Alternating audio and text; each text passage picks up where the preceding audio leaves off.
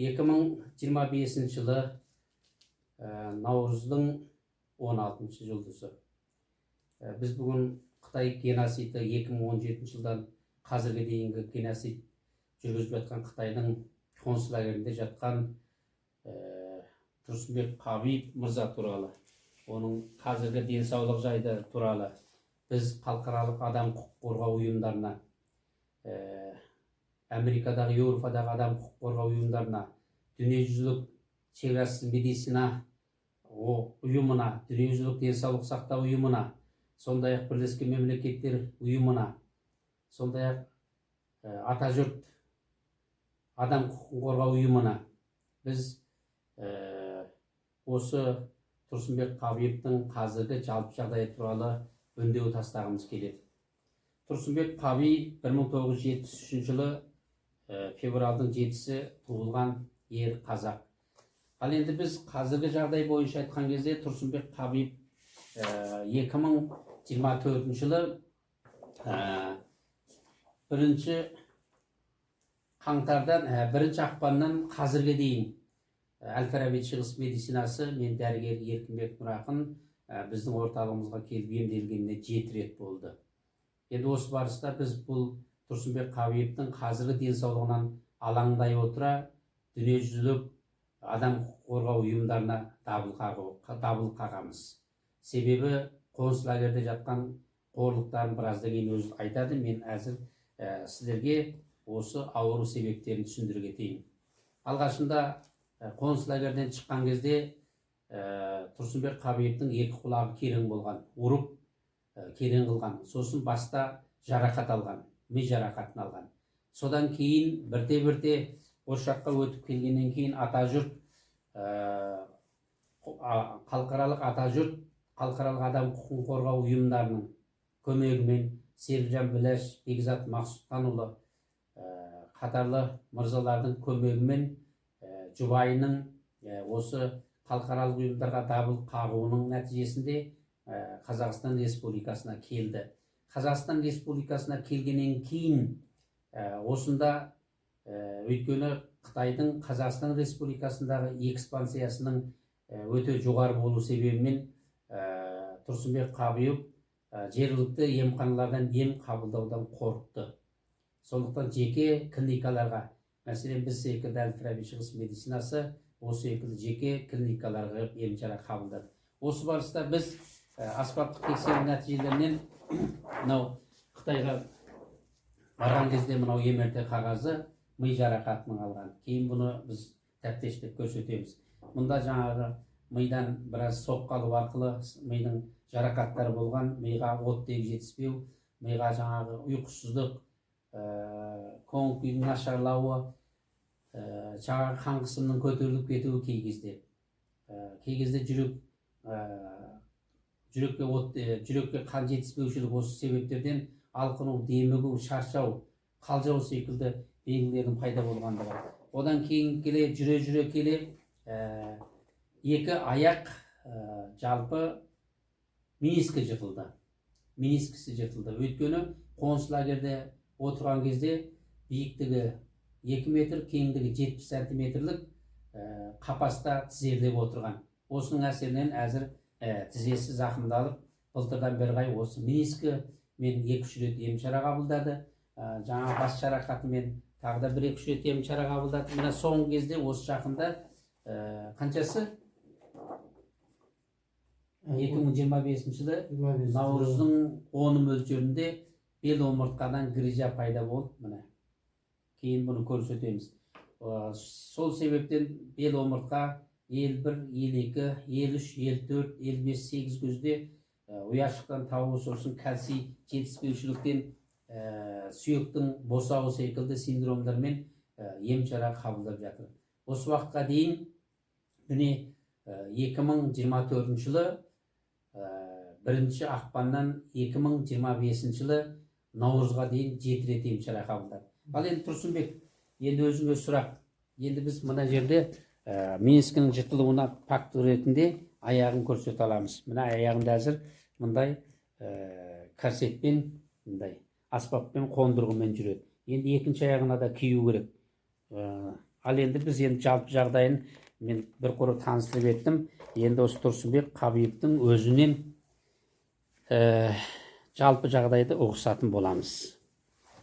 Ал Тұрсынбек мырза,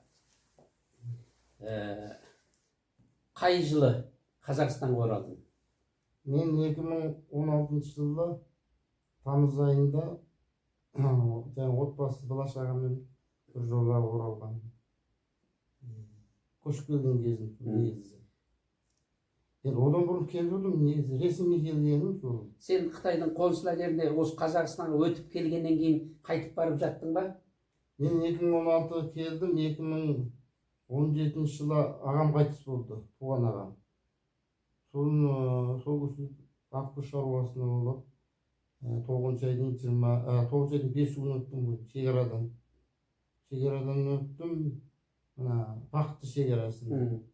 Өткен кезде жаңа Қытай таможнясы бірден паспортымды тартып алды.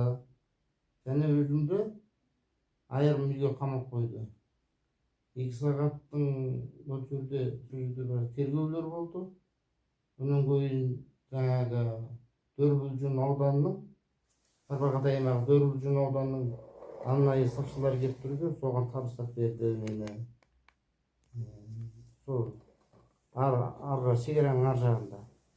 Ол жерде жаңағы сақшының қара машинесі, ішінде сақшылар болды, жаңағы Ерсін деген жігіт болды, аудандық сақшының мекемесінің жауаптысы.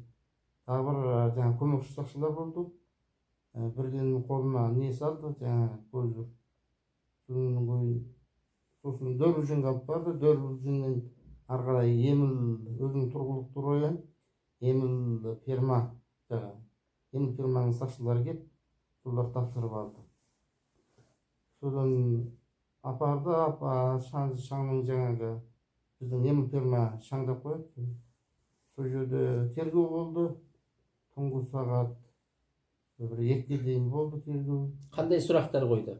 Ол кезде Қазақстанға не үшін кеттің, не үшін барасың, мақсатың не? Оның жаңағы не қылды? Анализ алды, қол табымды, көздің нұрын, дауысыңды бәрін не қылды? Бірден айда болды. Немеге түсіріп алды. Барлығын таспаға түсірді. Таспаға оның бойын компьютерға кіргізген секілді. Сосын маған айтты, сіз енді мемлекеттің саясаты бар, Қазақстанның әзір шығуға болмайды. Қазақстанның әзіргі жағдайда қауіпті мемлекеттік 26 мемлекет деген бір Қазақстан өте қауіпті деді ғой. Қауіпті террорист мемлекеттердің соның қатарындағы мемлекет болғандықтан, ол жерге барған адамдардың бәрі қылмыскер болып саналады. Сол үшін біз сізді бақылауда ұстаймыз қазірше. Қазақстанға барсаң, сен террорист боласың деді. Террорист мемлекетке барғаның үшін сізді біз бақылауға ұстаймыз, тексереміз. Сөйлей бер. Сосын ертеңінде тағы тергеу болды. Соғын сол жерде жаттым жаңа сақшының немесінде. Ол жерде өздерінің заң бойынша жаңа жолбарыс орындыққа отырасыз, оған қорықпаңыз, бұл бізді заң деп сөйтті. Орындық ғой, қара орындық. Темір орындық па? Темір орындық болғанда. Біздің заң бойынша соған отыруың керек. Қылмыскерлер отыратын, бірақ ол бізде заң. Сен қылмыскер емессің. Мен енді ешқандай қылмысым жоқ қой, бірақ ондарың үшін қылмыскер болдым. Бірақ танитын бала болған, сол айтты, бірақ қорықпаңыз, енді бұл заң, біз заң бойынша істеуіміз керек, сіз отыруыңыз керек деп жарайды. Сонымен ертеңінде тағы не бұл тергеу болды. Ол маған айтқан бақылауда болатын болдым. Былай айтқанда үй қамақ. Мен айттым, үйімде жоқ деп, онда сіз жаңағы біздің бақылауымызда боласыз. Анандай бір неме группаға қосты бізді. Қайда жүріп, қайда тұрғаныңды мәлімдеп тұрасың. Күнде мәлімет бересің. кез келген уақытта біз Ол шақырғанда уақыты қай кез? 2017 9 айдың 5 күні өттім, сол 5-6 күн 2 күн тергеу болды. 2 күн тергеу болды. Иә, иә. 6-сы, 5-і, 6-сы 2 күн тергеу болды. Оның бойын маған былай айтты, жаңағы мемлекеттің жаңағы іс-шаралар бар ғой, мысалы туға шығу, әр дүйсенбі сайын. Туға шығу болғанда мемлекет туын шығару, Қытай Мемлекет Халық Республикасының мемлекет әнұраны орындау, осыған қатынасу. көше шарлау, оның бойын мысалы мемлекеттегі идараның маңайдағы тазалық бола ма, қимыл бола ма, кез келген уақытта шақырамыз, соған қатысып болады. Содан бастап менің өмірім немеге бастады, бақылауға. Бақылауға алынды. Бақылауға алынды. 24 сағат бойынша үй қамақтасың. Үй қамақтадым, бірақ қамақ қойған жоқ. Кез келген уақытта шақырады. Бәленбай уақыт кеп болды, ол барып боласың. Содан ғой жаңағы ауланы сыпырамыз, өкімет ауласын сыпырамыз. Бірдеңке болса, жүк түсіру керек болса, идараны көшіру керек болса, сол секілді жұмыстың бәріне жаңағы. Бірақ сен қылмыскер емес екендігіңді айтпадың ба? Мен ол айттым, мен не істеп қойдым десем, сол Қазақстанға шыққаным үшін барлық адам жауапқа тартылады. Қазақстанға келген үшін жауапқа тартылады. Қазақстан Қытай Халық Республикасының азаматтары жауапқа тартылады. Иә, біз оның үстіне мен Қытайдың ол кезде Қазақстан азаматын алған жоқпын ғой. Біз сен Қазақстанға шыққаның үшін Қазақстан қазір қауіпті мемлекет қатарына кірді. Оған шыққан адамдардың бәрі қылмыстық өзінің немесін жауапкершілігін арқалайды дейді. Қай кезде тұтқындалдың, ұсталдың? Сол кезде сондай болды, оның бақылауда болдым. Бірақ 2018 жылы сол жерасты түрмесіне апарып қамады. Қанша ай бақылауда болдың? Бақылау, негізі кетер-кеткенше бақылауда болдым ғой. Жоқ, сен алғаш барғанда жаңағындай бақылауда болдың, кейін түрмеге дейінгі аралығың қанша уақыт болды? Бақылауда аралығы 1 жыл болды негізі. 1 жыл өткеннен кейін сені түрмеге жапты. Түрмеге жапқан уақыт қашан? Түрмеге жапқан уақыт 2018 жылы 10 айдың 28-шісі. 28 болды. 10 айдың 28 ме? Уақыты толық айт. 28-і. Қалай ұстады? Ол кезде хабарласты. Осы қайдасың деп. Кім хабарласты? Жаңағы аудандық Қобаудүйдің кімін деді. Қобаудүй деген неге жаңағындай қылмыстық неге қарсы ұйым? Террористік ұйым. Негізі жаңағы былайша айтқанда не дейді, департамент немене? Полиция. Полиция департаменті. КМБ деп қоямын. Иә. КМБ-дің Ішкі істер департаменті, иә. Ішкі қауіпсіздік. Сол кезде Қытайда жаңағы бәрінен жоғары қызмет атқарды Қобаудүй. Мысалы жаңағы Әншөнжүй. Ұлттық қауіпсіздік комитеті. Қытайдың ұлттық қауіпсіздік комитеті. Сол жаңағы оған құқықты шексіз берді. Ол жаңағы сақшылар, аудандық демнің бәрін үстінен қарайды. Ол Қобау десең, Қобау дегеннің қалай мықты екенін білдім дегенде тергеу болған кезде маған не қылды, үстелді ұрып, сен ауылдағы пайсөлде, аудандағы үшінші үйде отырған жоқсың, мынау Қобау деген кезде барып құдыретін білдім ғой. Мемлекет қауіпсіздік мекемесі. Ұлттық қауіпсіздік мекемесі. Содан екі звондады, осындай қайдасың деп еді. Ол кезде мен Дөрбілжүні былай сыртқа шығармаймын ғой. Сыртқа шығу. Дөрбілжүнің ішінде ғана мысалы ауыл арасы жүруге құқығым бар. Дөрбілжүн ауданнан шыға алмайсың. Шыға алмайсың. Оған шектеу қойып тастаған. Егер шығу керек болса, білмеймін, өтініш жазып, бір жағдай болса, бірақ сен шықпадың. Енді тоқ өтер жер ұстады. Ұстағаннан кейін қалай келіп ұстады? Ұстағанда неме қылды, қайдасың деді, осылай көшеде жүрмін деп еді. Бәленбай жерге келді, бардым, содан ақ машинамен кетті. Содан кейін кірдім. Бірден жаңағы көзін салды. Бірден немесін көрсетті. Мынандай бәленбай қазақша сөйледі. Қазақша бір орыс жігіт екен. Таныстырды, бір оңа еркін деді, бір оңа ұмытып отырды. Төмен көз ұрсалды да, мен айттым, тамақ ішкен жоқпын деп едім. Жарайды деп, бір магазиннен су, бір нан алып бер дейді. Тойбады сен. Әнді бар олда, тамақ іше алмай қалуы мүмкінсің деп, үлкен тергеу болады, анау болады. Жарайды дедім. Соның Төрбілжінің ауданының бұрынғы түрмесін алып барды, қара қақпасына. Қара қақпасына апарғаннан кейін ішіне кіргізді. Ішіне кіргізгеннен кейін қолымда көзір бар ғой. Соның бір түрменің жанында жаңадан түскен бір здания бар екен. Екі қабат па сондай. Соның есігіне кейін жаңағы дорбасы бар ғой, басқа кигізетін. Иә, қара дорба. Қара дорба, иә. Қара дорбаны кигізді. Оны қара дорбаны кигізді. Подвалға алып түскен. Подвалға алып түскен, жүріп келе жатырмыз. Жаңа өзім біліп отырдым да, бір қоңырау бар, ескі қоңырау басылады ғой. Оның ашылды, қайтадан түстік ары қарай. Түсіп келе жатырмыз, екінші, үшінші есікке кірдік. Сонда мен ойлаймын, біреу жаңағы 5 метр болғанда, 15 метр бол. Жердің астына түскен. 15 метр жердің астына. Өзінің түйсігінде ғой. Түйсігін бойынша. Соның ойын астыға түсті.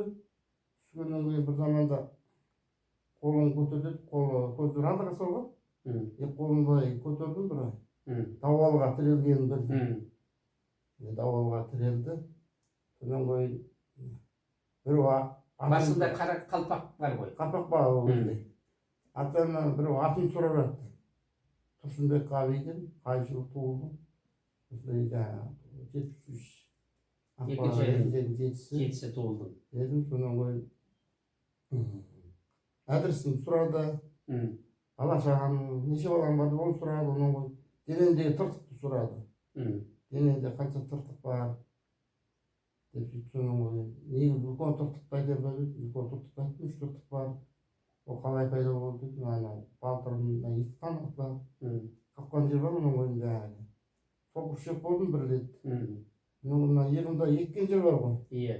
Соны айттым. Соның бір заманда біраз немелерді жазды аға. Немеде қайда тұрасың, мағлұматың қалай деген секілді. Бәрін айтып бердім. Содан бір заманда дорбаны алды басымдағы. Үлкен бір бұрышта тұр екен бүкшен. Сондан қайдан киім шештеді. Қараң ба, жарық па? Жарық. Тоқ жарық тастаған.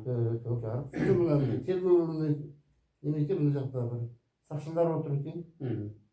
Сонымен әжеді көзінің бір жағына ақтырды, киімді бірақ шешкізді. Ішке немен туршымен ғана қатын. Соның жаңағы тыртықтарын бар камераға ала бастады. Камераға ала бастады. Қайтадан біреу киімнің түймелесімен аяқ киімнің бауына белбеуге дейін. Бірақ шешіп алды. Бірақ шешіп алды да бірдеке бір ыдысқа келді де шарапқа. Сағат, ақша-пақшаны. Бірақ салды. Қайдан киім киді? Қайдан киім, қайдан көзіп салды? Мынау белбеу жоқ. Шыққанын ұстағын кеттім. Сонымен не қылды? Қолым қайдан қолды астырып бірдеке қылды. Қолыма бір қара сағат салды. Қара сағат салды да содан көрдеді жаңағы. Екі сақшы екі жағынан не қылды. Артынан бір екі сақшы тағы келіп келе жатыр ғой деймін. Артынан қарамайсың жүріп деді. Бір зал екен ол кезде. Басында дорба жоқ қой, нақ болдым. Бірақ сарсыздықпен жүргізіп отырып. Екі жақ үй екен залдың, коридордың. Сол бір үйге кіргізді мына жағы. Сол жақтағы неменеге кіріп еді. Сол кірдік, кірсек анандай мөлшері 10 квадраттың ар жақ бер жағындағы үйге кіргізді. Есіктен кірдік, ішінде тағы бір есік қойды, одан кірдік. Кіргеннен кейін сол жағында қапас бар екен. Қапас болғанда мөлшері жаңағы 8-де 4 немеден жасалған, тұрбадан жасалған қапас. Биіктігі қанша метр? Биіктігі биік, 5 метрге таяйды. Өзінің мөлшерінде. Бірақ ана немесі тағы, ортада коридор, ода тағы коридор екен. Ол жерде бір 5-6 сақшы отыр екен. Бір адамға біреу қара, бірден сақшы бар екен. Осында мынандай таяқтар бар екен. Сосын енді мына жақта бір үй тұр, қапас тұр екен. ортан белінде бір құлып, астында бір құлып бар екен, екеуін ашып, кіргізгенде мыға отырып кіргізгендей болды. Ал қапасқа сыймай қалдың. Сыймай қалда енді, сыймай қаласың ғой, өйткені мына жағы мөлшері 80 сантиметр, мынасы 1 метрге толмайды. Тар ғой енді. Тар. Соған барып Тік тұрасың. тік тұруға болады, былай Тізерлеп отыруға. тізерлеп отыруға болады. Жатуға болмайды. Жата алмайсың. Кішкене бір синоптан неме орды секілді бірге жасап қойды. Семей. Семеттен биіктігі 20 сантиметр, мына жағы 20 сантиметр. Мына жағы жаңағы 80 сантиметр жағына жасап қойған. Мына жағы соған отырасың. Соған кіргізіп отыр деді. Отырғанда аяғың болып қалды ма? Мені жамбасы сыймайды екен айтады. Жамбас сыймайды. Сыймайды. Соның бірден кірдім де жаңағы тіземді құшақтарға бүйтіп отырады ғой. Сол секілді отырдым. Ағам өзі көзді батып жатыр. Тізе құшақтап отырдың ғой, былай. Бүктеп отырдым. Тізе қолым соның үстіне жамбаспен отырдым, біраз отырдым. Жамбасым шыдамады, өйткені оның сыз екен. Сұрақ сұрамады ма соған дейін? Сұрақ сұраған жоқ. Соның қойын, анау іші бүтілді, сыз екен, оның қойын. Бірдеге дене қыштатын бір нәрсе бар екен, көзі көрінбейді. Бірдеге мен талаған секілді болды. Қандала секілді деші. Бір көзі көрінбейді, жарық қой. Бірақ дене қышиды. Масаны істеп ештеңе көрінбейді. Бірақ бірдеге шашып тастады ма, құрданы қышта басы. Денен қыши бастады. Қыши бастады, бірақ оған үйрекке де екесің. Түнімен қышыды, ертең оған да үйрекке. Бірінші күні. Бірақ бүйтіп жата алмадың ғой. Жата алмайсың. Тек қана бүктетіліп отырдың. Тізерлеп отырасың. Тізерлеп отырасың. Оның қайда не қыласың? Қайдан жамбаспен отырасың? Аяғың қаяқ, өйіпке дейін. Аяғын соза алмайсың. Соза алмайсың. Тей ғана не қыласың. Тар қой, 90 сантиметр ғой. Менің мөлшерім дейді. 90 сантиметр. 1 метрге толмайды ол. Мен құрылыстар жүрмін ғой, білемін. Енді нәрселерін ойладым мен мөлшерледім, 80 сантиметр. 90 екен ғой. Оны сол мен секілді отырған 6 адамда да адам бар. Толып тұр. Толып тұр, оның Бейсен деген жігіт бар, оны танимын. Ол қайтыс болды. Ода концлагерьде жатқан адам қайтыс болған шыққаннан кейін. Ол қай жерде қайтыс болды? Ауыршың. Бұлай енді Қытайда қайтыс болды ма? Қытайда қайтыс болды. Бейсен әкесінің аты кім? Әкесінің аты Әли. Бейсен Әлиұлы, ә? Бейсен Әли. Ол жас шамасы қанша еді? Жарым жан болып шықты. Жарым жан болып шықты. Денсаулық. Бұрын денсаулық қандай еді? Бұрын мықты жігіт болатын, той жүргізетін, асау болатын. Мықты жігіт болатын. Онда Қазақстанда қарындасы бар. Ол қарындасына келіп жүрген соған болады. Ол қайтыс болып кетті. 6 адам отырдыңдар. 6 адамдардың барлығы қазақ болды ма? Біреуі Тұрсын деген ұйғыр, нан жауатын. Тұрсын деген ұйғыр болды. Әкесінің атын білесің бе? Әкесінің атын ұқпайды. Қанша жас мөлшерінде? Ол кісі сол кезде 50 келген. Жаңағы Бейсенші. Бейсен менімен бір жас кіші ғой. Бейсен жас жігіт. Бір жас кіші болғанда 50 неше жаста ше ода? Әзірге сенің документ жасың бойынша. Документ жасың мен нағзасын болғанша ол 40 асып қайтыс болды ғой. 40 жасында қайтыс болды. Енді содан кейін? Сол болды, оны отырайық. Тағы бір Әшет деген мұғалім жігіт болды. Әшет? Әшет те ол Қазақстанға шыққан. Оны артынан бір Қазақстан кететін кезде кестім. Неге қалмады сол кезде десем бойымен Қазақстанға шыққан. Сол кезде бірнеше рет болған болар. Қазір оның тағдырын білесің ба ана? Ұйғыр жігіт қайтыс болмады ма? Тірі ма? Ұйғыр жігіт білмеймін бар жоғын. Абадым айту. Әшет деген мұғалім жігіт ше. Ол жігіт бар. Бар ма? Оның денсаулығы қалай? Оны білмеймін. Енді сол кезде концлагерьге жатқан адамдардың көбі қайтыс болды. Енді өзің білетіндердің ішінде сол Бейсен қайтыс болды. Бейсен қайтыс болды. Тамақтарың қандай тамақ? Тамақ не қой? Анадай көк-көк деп қояды бірдеге. Осыған бір сайдан бірнеше болғана жерін. Нанды қандай береді? Оны береді. Су бере ма? Су бермейді. Құрғақ момын береді. Құрғақ момын береді. Иісі қандай? Дәрісі көп қосылған ба, жемес, оны зорлықпен жейсің оны. Ана сақшылығы бар ғой, қарап тұрған. сол қарап отырып бақылап отырып жегізеді. Реңі қандай момынның? Момын былай сары. Сары ма? Арасы сары былай қарасаң ақ секілді жеген кезде. Бірақ лоқсыз әрең жейсің оны. Демеймін дисплей берсең оны анау жаңағы таяғы бар соны қоймайды. Таяғы бар ғой былай астына былай ұстап алған. Басы бүжір таяғы бар. Басына бірнеше жыл тұрған оны. Мен отырып қорылдадым емес пе? Қорылдаған кезде басынан ұрған кезде зың ете түседі, бірақ тақ қалмайды екен. Басында резинка бар. Бірақ оны кейін таяғынан немеге түскен кезде, емірттіға түскен кезде немеде арасында біраз жарақаты болған. Үйған қан неде бар. Жаңа емірттіден көрдік қой. Бірақ ол зың ете түседі. Ада бір-екі тоқ соққан секілді болып тұрады. Сені алғаш алып кіре салған кезде ұрды ма? Бірінші ұрған жоқ. Ұрғанда артынан ұрды ғой. Бірнеше күн жаттым. Содан бізге туалетке басқа жерге үстіге бір жер апарады. Туалетке кей кезде 4 адам, кей кезде 2 сақшы, неге 4 сақшы апарады. Күніне қанша рет барасыңдар? Басында айтқан күніне 3-тен артық тарап отырмайсыңдар деп. Мен неме ғой, шөлге шыдамадым да, шөлмен ұйқыға шыдамадым. Қарным ашқаны ғой, білінген жоқ. Соны су үшін, ішу үшін туалетке барамын деп айғадым, соны апарып жүрді басында. Суды қайдан ішсің? Туалеттен іштің ба? Туалет болғанда қол жуатын жер бар ғой. Туалеттің қол жуатын жерде сылтау қылып, беті қолын жуамды, білдікпей ішіп жүргенмін солда. Бетін жуған болып, шөлге шыдамай кеттім ғой.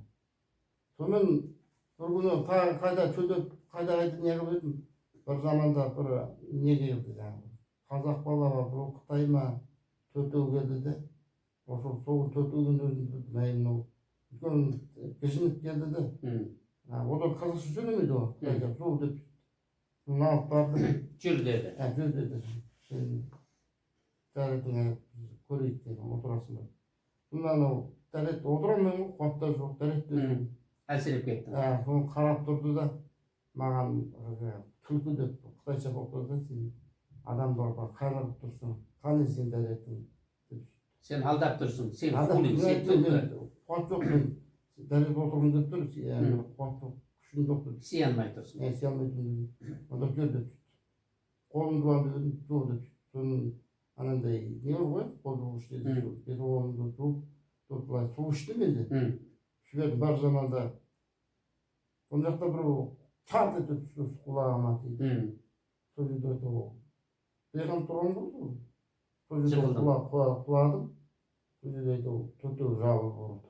Тепкіледі. Тепкіледі. Сол кезде ме құлағың табылды жыртылған? Құлағым сол. Екі құлағың бірдей жыртылды ма? Жоқ, оң жағым. Оң жағым жыртылды.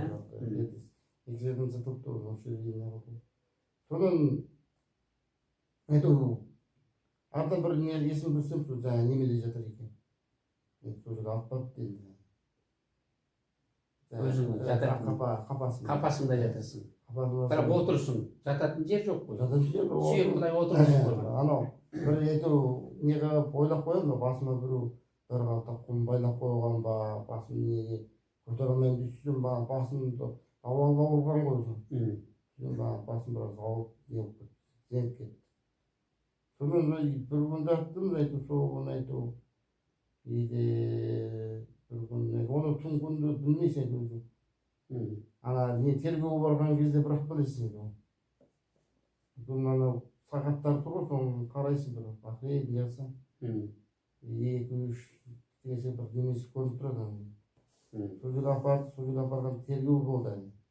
Тергеу болғанда, оның тоқпен жалғанған екен. Жолбасшы болды ғой. Анда біздің шаңдағы... Лаухудың деп қояды. Лаухудың шаңдағысы қарапайым болған ғой. Ана төкке қосқан. Мынау төк өйткені былай төк қап шықты көріп отырдым да, жалғаған. Тұғыр анағын келіп. Соған отырмыз. Бақылап отырдым. Төкке соғатын болды ғой дедім. Бірақ мен төкке соққан жоқ. Бірақ жаңағы немесі кеудемді қысты.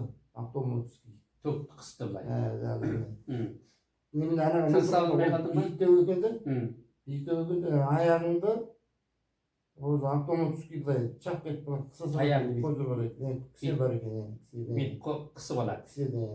Қолыңды былай қарай онда былай не қылады екен ой кеудем былай қарай не қылған кезде жалпақ не бар екен кеудеге тағы белдік секілді о да көз ғой иә олмен танытырса ол пәлесі жаңа анау анда санда кетіп мойында деп былай ұрады ғой бүйіріне түртіп сол кезде анау қысар тіс бар екен тісі бар екен аны былай өзіңді қозғалсаң да қысар қысып кетеді өзіңді қозғалсаң да қысар екен соны айтып бірде өп қолын қазған не ағатай қиналып кеттім деді ғой содан барып бір рет мына жағынан былай кеңітіп қоятын несі бар екен босатып қояды бір анау әтеге сені қинап не қылады ғой ол әтеге қысып қайта қойып қайта қысып сөйтіп сені қинайды талай адам өліп кеткен болуы мүмкін жүргізушінің бір жігіт өлді ғой жұмабек деген жұмагел деген түрмеде концлагерьде сұрақты өліп қалды ма сұрақты өліп қалды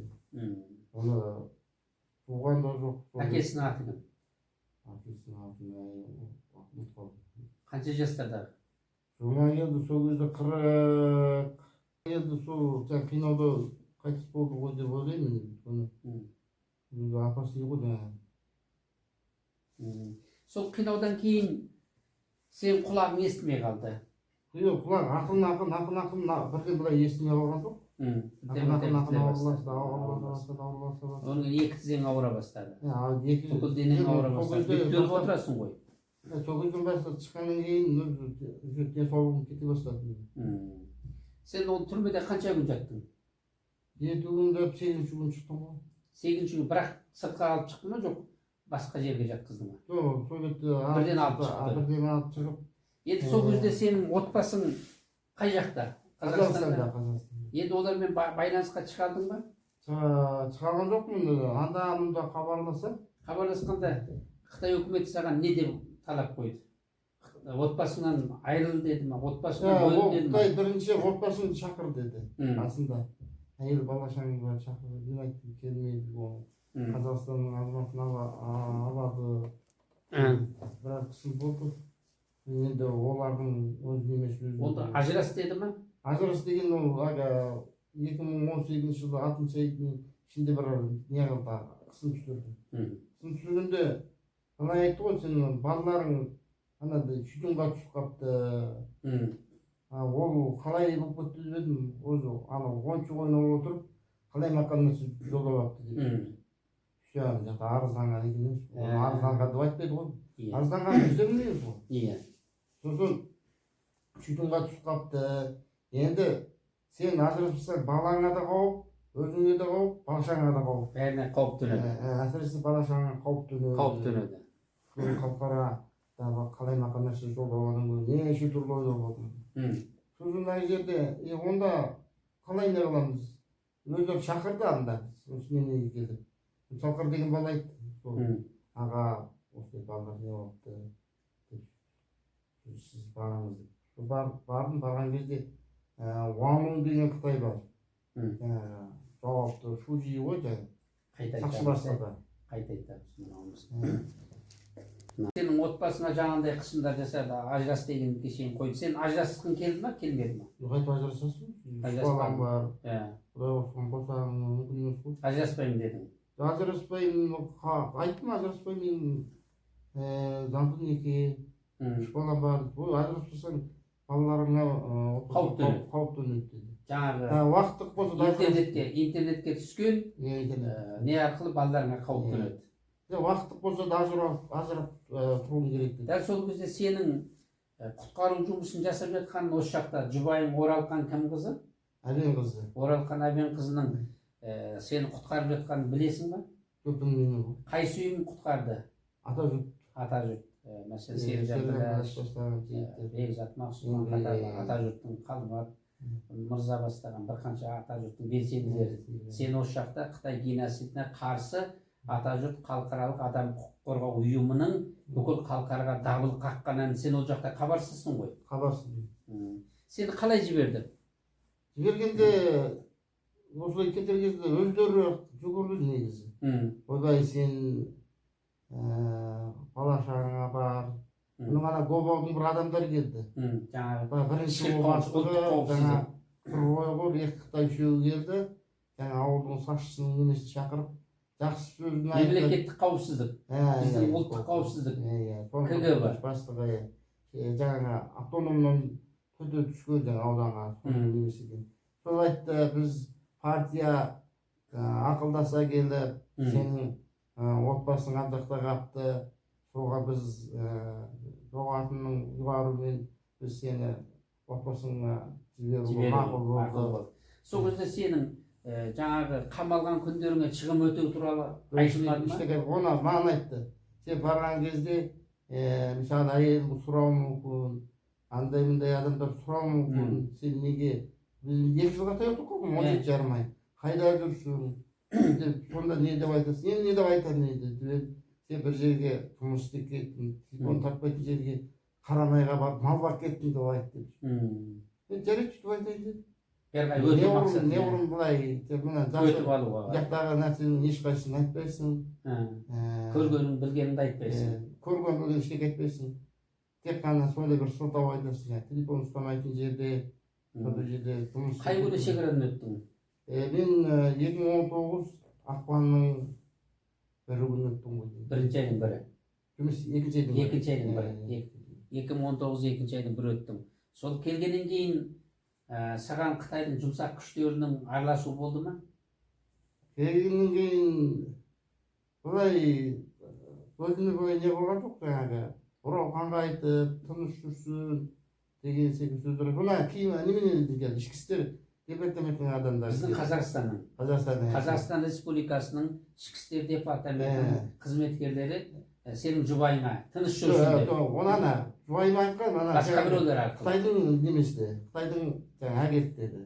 Агенттер, солар сендерге естіп. Енді маған аннай не келді. Ішкі істердің департаментінің адамы келіп, бірлеп кезіге алмай 2-3 күн мен іздеп. Ат жөні білесің ба? Ат жөні білем. Айтуыңа бола ма? Болады, барып қасайын. Түрмеде, қонцлагерьде жатқан кезде кімдер ұрды? Сен білесің бе олардың? Қайсы ұлттың өкілдері? Олардың 3-еуі қазақ, 1-еуі басқа ұлт. 3-еуі қазақ, 1-еуі. Не деп ұрды олар? Олар жаңа сылтау, сен су ішіп қойдың, сиемді бөтірік алдадың, біз мазақ қылдың. Ол мақсатты өтірік отыр ғой. Тапсырма не сылтау. Енді сен сол жерден шыққаннан кейін кімдер келді саған? Түрмеден шыққаннан кейін ба? Түрмеден шыққаннан кейін баяғы не қылдық қой, бұрынғыдай бақылауда болып, не қылдық, бұны бір күні звондады. Сақшының немесіне келе қалды. Кобалдың бастықтары келді. Ол кететін кезде келді. Айда берген. Сосын сақшы шақырды, сосын барып едім.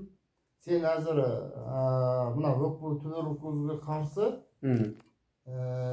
сені немене қылып тексереді болды. Соған өкпе туберкулезге қарсы бірақ тексерілген бәрі дұрыс болған. Денсаулығымды бірақ тексерген жақсы болған артындағы бір. Сосын бір сақшы қосып берді, неге біздің неміліктер ма шаңын доғдырына жіберді, доғдырханасына, больницасына. Бардым, бір сағаттай отырып, қасымда сақшы бала бар. Сосын бір моңғол жігіт болады, доғдырхана соға тапсырды, ол кетіп қалды. Соны ол айтты, сен әзір бір кіші кезгесін деді. Сосын бір бастықтың немесіне барды. Отыратын бөлмесі бар ғой? Иә. Доғдырхананы. Соған өмірінде көрмеген бір Қытай келді. Әшки таққан, нарықта ұзын бой бұрды. Содан кірдім, грапасын ашты да Тұрсынбек Қабиба деді, иә деді. Содан ғой жаңағы жұбымды айтты, содан ғой вакцина саламыз, осындай туберкулезге қарсы деп. Енді бұл жерде бүкіл өзінде неге тосын болып қалды да. Иә. Неге солай болды деген секілді. Содан ғой бірақ ол жерде біз арамызды ойламаймыз ғой. Қытайда. Ешқандай бір ойда болмаймыз ғой. Ол заң ғой олардың айтқаны. Иә. Вакцина саламыз деп, вакцина салып бір қызыл түмекіл салды. Қызыл түмекіл салды. Қызыл түм болғанда енді бір қатты қызыл емес енді. Дешке спешпен салды ғой, барлығы салды. Салды да не қылды. Әлде қол қойдырып алды. Қол қойдырып алды. Содан кейін шыға беріп болады. Бір күн жайсызданып жүрдім. Bir gün jaysızdanıp, esneyip, ыңгайсыз болуп турду. Вакцинадан кийин. Бас айланып, температура болмады ма? Былай басым біраз айланып, сол басым ауырып сондай Құсқың келмеді ма? Құсқың келмеді ма? Құсқың келгенсе де бар, бірақ құса алмайсың. Сондай жағдай болды. Бұны есіне бересің. Жайсыздан. Содан? Бүгін сөйтіп жүрдім. Бірақ сонан кейін ақырын өз денсаулығым сыры бере бастады. Бұл Қазақстанға кететіннен өтері бір ай бұрын, бір жарым ай бұрын кез болу керек. Сол вакцина салған. Вакцина салғаннан кейін бір аптадан кейін бұл камера қалды. Қалай алды? Камера қалды да Баян деген жауыз қатын бар. Бір екі Қытай келді. Содан кейін азбандады, идараға келді. Содан кейін ауылдық үкіметке ма? Жоқ. Аудан үкіметке шақырды. Аудандық ауылдық қоғам қауіпсіздік мекемесіне бардың ба? Жоқ, идараға шақырды. Содан кейін маған айтты, сен жоғары жақ іздеп жатыр, сен жаңа жездең үйіне бар, немеге тартамыз, жоғарыға жолдаймыз сені. Жарайды, жездең үйіне келгеннен кейін анандай күздің кезі ғой сол, қар енді жоғар сол, қар сыпыртып, күз болған сол 12 айдың іші сол бас аяқ еді. Қар сыпырып, бірдеке жұмыс істеген камера қалды деген. Ол кезде бір 15 минут па 20 минутқа таяу қалды. Сонан кейін артынан кететін кезде тағы камера қалды. Ол кезде камера қалған кезде онда бір 2 сағаттан артық қалды. Онан шекараға бір келіп өтем дедім ғой. Қайтадан шақырып алып кетті. Ойбай, Тұрсынбек бүгін өтуге болмайды, қайсың деп. Соны барғаннан кейін үстінен бұрын шекараға болдым. Үстінен кейін тоғыстың кешке таяу тағы бір немене келді. Қарапайым киген Голоудың адамымыз деп. Мемлекеттік қауіпсіздік. Қастер деген бала болды, аудармақшы болып еріп жүрді. Оны жаңағы жезден үйінен шығып камера қойды, 2 камерамен келді ол кезде. Біреу тас жолда, біреу жаңағы үйдің қарсысынан келіп үйден шығып суретке түсіріп отырды. Камера қалып отырды. Камера. Магазинге барасың, айтты, магазинге барасың, бізге қарамайсың деді. Зат аласың, қайтасың. Соны шығып қарап қалып едім, бишеңдерді да қарамады, қайта бастады камераға алып. Енді жаңағы сен қарапайым барып зат алып, жезден үйіне кіріп шығып жүрген секілді. Жезден үй мен магазин арасы бір 70 метр ғана. Сонымен қайтадан шығып магазинге барып, магазиннен бір панелін алдым. Темекі алдым ғой деймін. Темекі алдым, ақшасын төледім.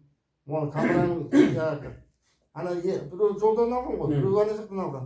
Қайтадан біреу магазиннің төр жағына камера қойды да, біреу сыртқа қойды. 2 камерамен алды. Содан камераға қарамады, бейғам жүресің. Күнде жүресің деді. Сонымен темекінің ақшасын төлеп, соны үйге келдік, жезден үйіне. Ода да камера артынан алдымен түсіріп отыр. Рақат деген жиен бар. Содан кейін ол кезде анадай бұрышқа қойды. Ол кезде ол үйге келгенде 1 камерамен алды ғой деймін. Сыртта 2 камерамен алды. Үйден 1 камерамен алды. Үйден 1 сағаттан артық алды. Өйткені шай іштік, әңгімелестік. Камераға қарамай, жай әдеттегідей сөйлесің. Қарамайсың. Ол кезде айтты, бірінші шай ішесің, оның қойып, жай әңгіме айтасың, оның достарыңа чипин ашасың, телефонмен сөйлесесің кәдімгі. Бейнемен хабарласың. Маған заты қарамайсың. Сәйкес бердім аман жоқ. Кімге сөйлестің? Мен шай ішкенде жиенім бар, жиеніммен шай ішіп отырдық. Жиеніне де қарамайсың, о да қараған жоқ. Содан кейін біраз әзіл айттық. Онан кейін достарыма чипин аштым. Мен аман есенмін, үйдемін. Үйдем, ой деп, оларға әзіл айттық.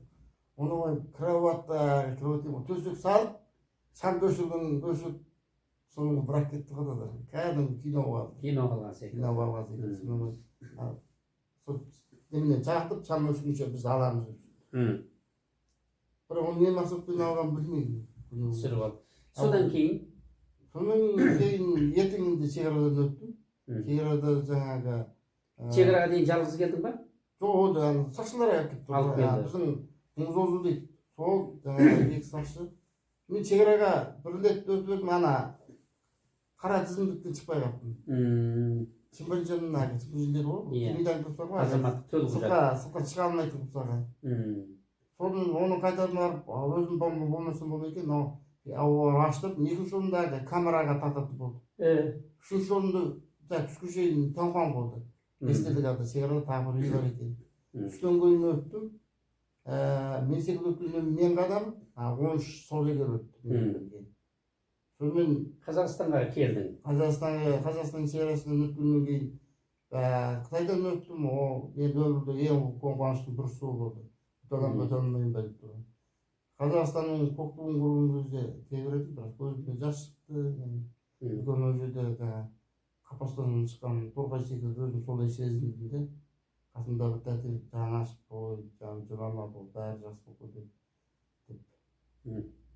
Сонымен ол жердегі кісілерге де құрмет ерекше болды. Ой, мына қонақты бірінші өткізейік деп, біреу чабаданын сүйреп, ерекше құрметтеді енді.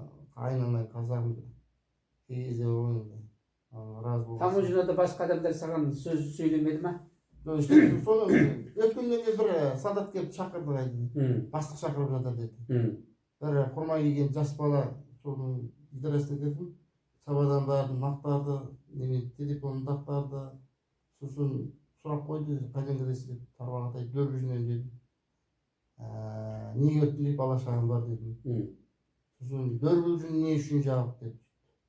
Басқа не қылған жоқ, үш рет сұрады. Содан білмеймін дедім. Дөрбіжін неге үшін жауап деді, қаттырақ айтты. Жоқ, білмеймін деді, үш рет айтты. Осы білмеген бойынша келесің, ешкім ештеңе айтпайсың. Жарайды. Бұл Қазақстанның Қытайда осы секілді сөзді күнде айтады ғой. Кеден қызметкері ма, ұлттық қауіпсіздікі ма, оны білмейсің. Бірақ форма киген. Мемлекеттік қызметкер. Шет бастығы екен. Бізде сол шекарада бір бедерді бастығы секілді. Берғай өткенде қайсы шекарамен өттің? Бақытты шекарасымен. Бер жағынан күтіп алды ма?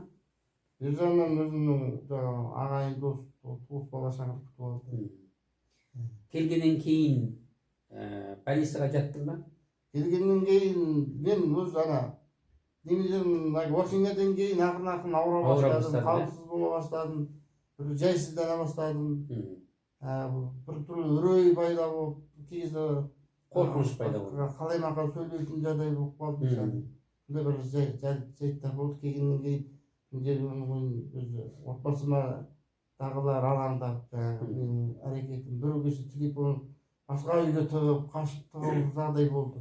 Сосын жаңағы аудандық больницаға тексерілген едік. Қайсы аудан? Ескелді ауданы. Талдықорған облысы Ескелді ауданының аудандық больницаға. Больницаға тексеріп қанын анализ тапсырды, ауырған ойбай тексеріп деген сен ауырып кеттің, сен өзіңе білмейді деген секілді. Содан қанынан наркотик.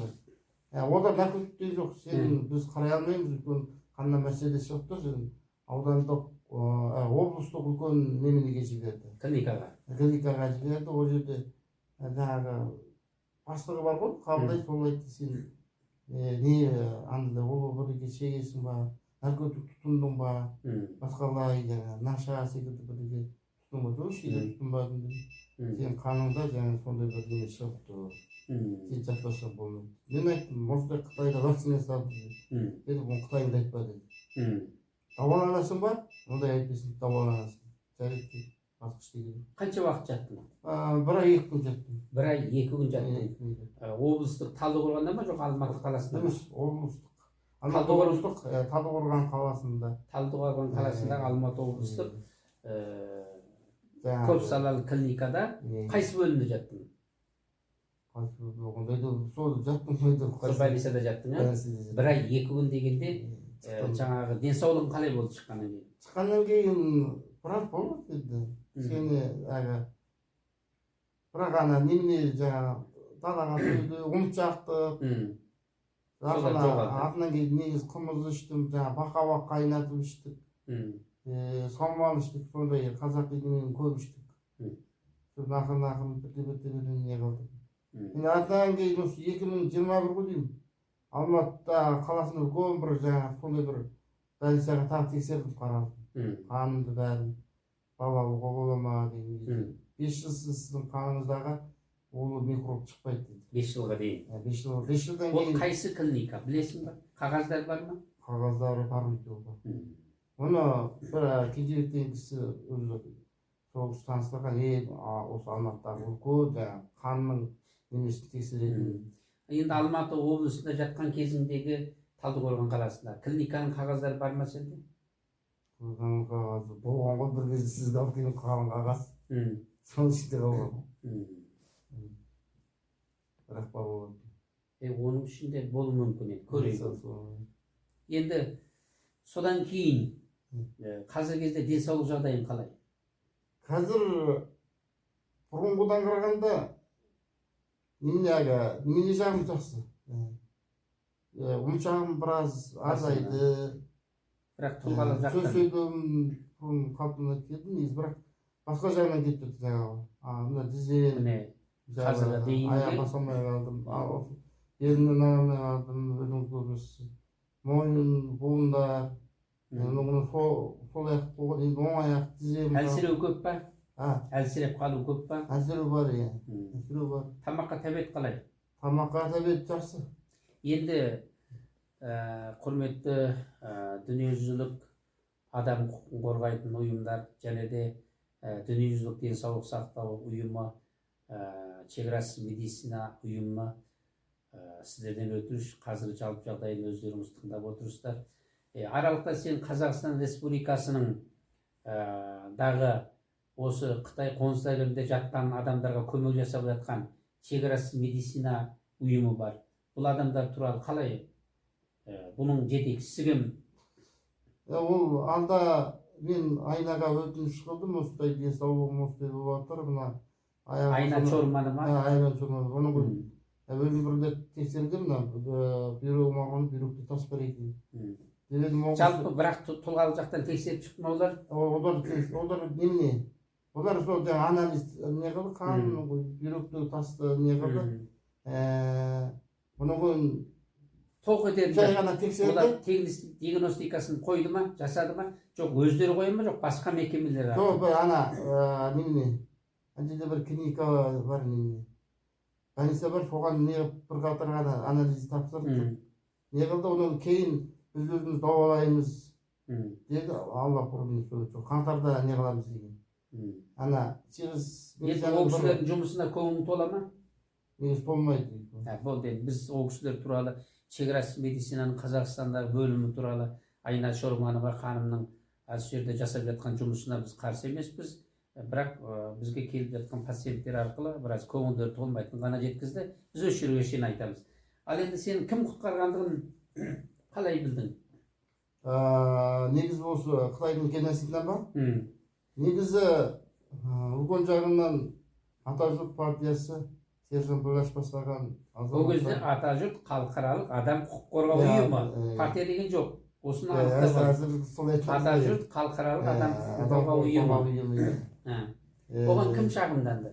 Оған жолдасым Оралхан Нәбен және балаларым.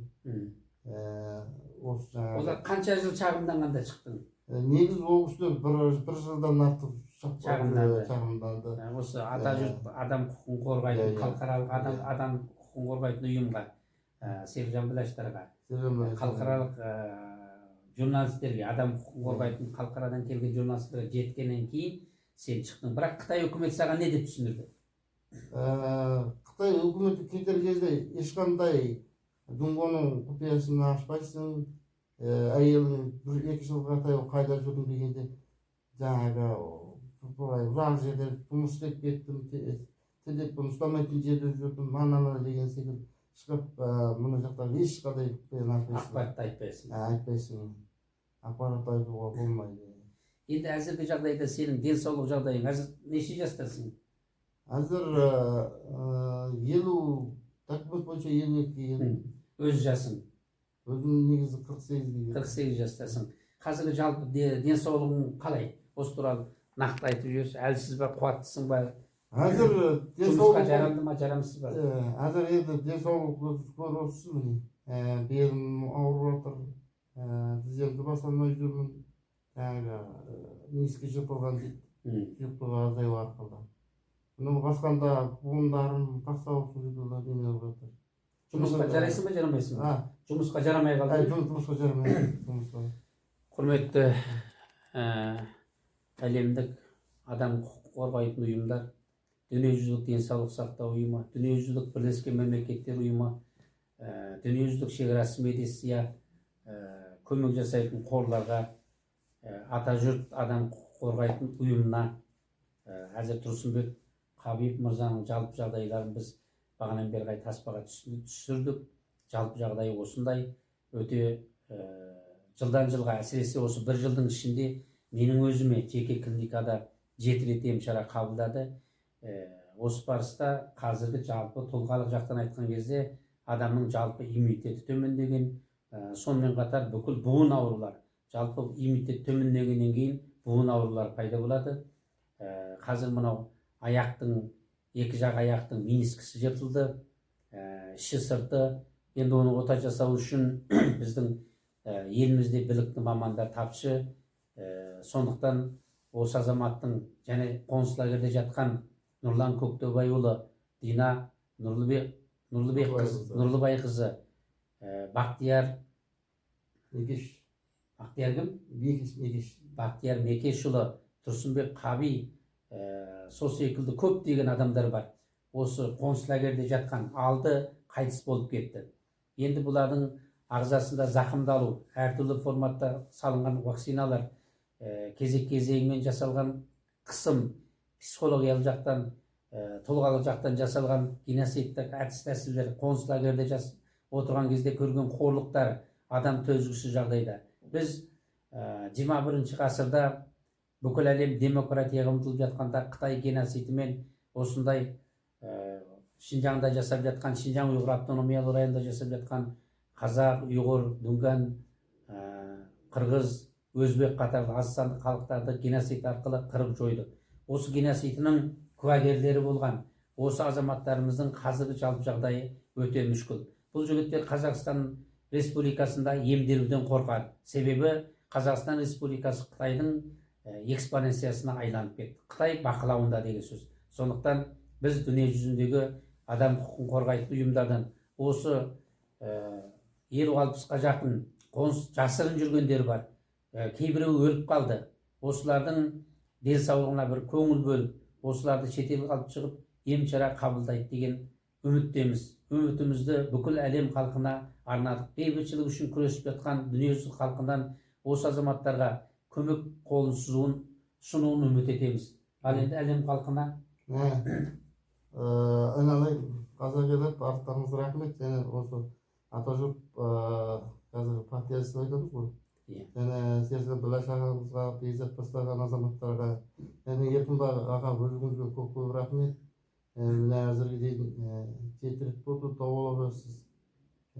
Көмек қолыңыз жасыз, Алла разы болсын. Рахмет барлықтарыңызға. Алла амандығын берсін. 2025 16 наурыз Алматы қаласы. Амандықта кездескенше сау болыңыздар.